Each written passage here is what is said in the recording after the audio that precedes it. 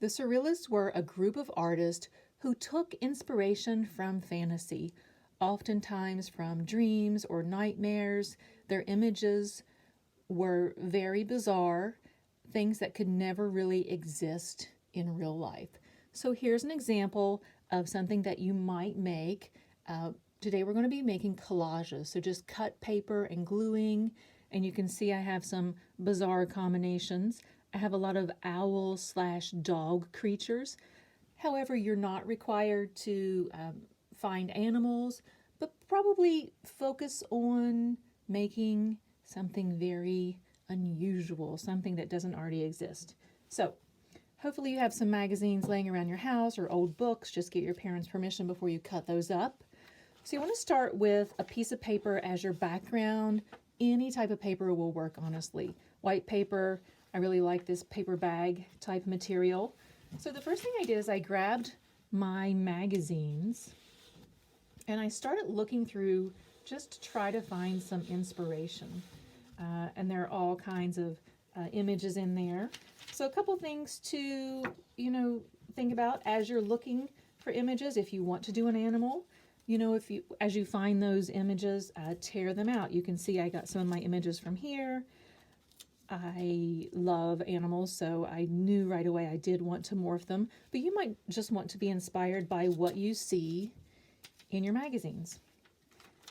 Sometimes to look at a piece of a page from a magazine, not for the image, but the color. You can see this is where I cut my clouds from. This lady's dress would make a great resource for some yellow if I wanted to add that. Maybe I wanted to add a sunset to my image. You might want to think about starting with the background, like what's going on in the background. You may even have some decorative papers around your home that you might want to incorporate as well. So a couple things when it comes to cutting and gluing down your collage, would really like to challenge you to take your time when you're cutting out these images. So for example, imagine I wanted this lady in my collage.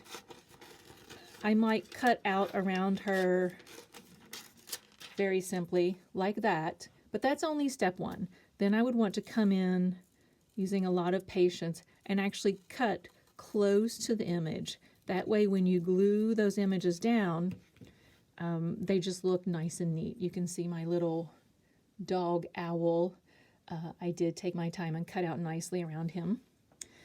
So the next step would be to begin to glue down and layer your images. I knew I wanted this pebble as a background. I went ahead and glued down this little owl dog.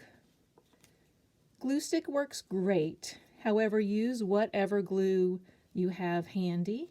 Also think about, are some things going off the edge of the paper? Are some things overlapping other things? You can see this tree is overlapping one of my clouds in the background. Whenever an artist overlaps the parts of their artwork, it immediately gives it more depth. So I would recommend laying it out like you see here, and then when you're happy with the arrangement, go ahead and glue everything down.